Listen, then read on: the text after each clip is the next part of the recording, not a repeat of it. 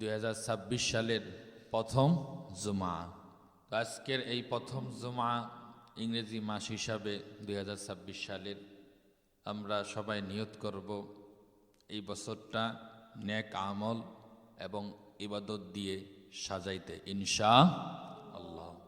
আমরা এই নিয়ত করব 2026 সাল বিগত বছরে কি হয়েছে না হয়েছে ওই বিষয়ে আল্লাহর উপর তওবা করে 2026 সাল পুরোটা বছর এমনভাবে নিজের জীবনটাকে তৈরি করব, ইসলামের জন্য বিলীন করে দিব এবং এই 26 সালে যাতে আমার কাছ থেকে কোনো ভাই, কোনো দিনী ভাই কষ্ট না পায়, এক ওয়াক্ত নামাজ যাতে আমার থেকে না ছুটে যায়, এই নিয়ত করা যাবে তো ইনশাআল্লাহ।